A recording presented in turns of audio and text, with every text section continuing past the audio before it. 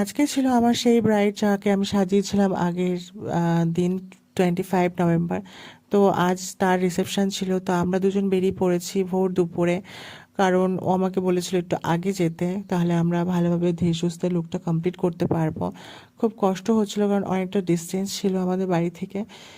আর ও আমাকে আজকে বলেছিল যে তাড়াতাড়ি এসে আমি যেন ধীরে সুস্থে ওকে সাজাই, ভালোভাবে সাজাই, বিয়েতে যতটা সুন্দর সাজিয়েছি তার থেকেও যেন বেশি সুন্দর করে সাজাই। তো আমাকে একটা পরীক্ষার মধ্যে ফেলে দিয়েছিল যেন। ও বলছিল যে তুমি তোমার মতন করে আমাকে সাজিয়ে দেবে, তুমি তো আমার চয়েস জানো, তো সেইভাবে সাজিয়ে দিও। তো যাই হোক, ও খুবই এক্সাইটেড ছিল এই জিনিসটা নিয়ে, সাজা নিয়ে। তার জন্য ও হ্যাঁ বলছে ক্যামেরাটা সরিও না, আমি হাই দেখাবো।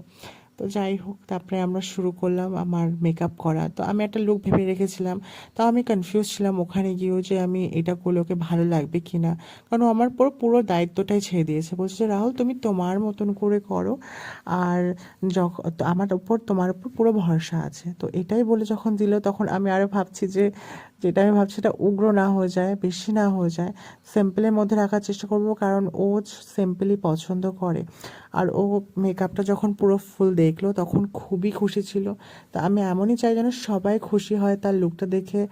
আর তার বাড়ির লোকও বলেছিল যে খুব ভালো হয়েছে, খুব ভালো সুন্দর সাজিয়েছো তুমি।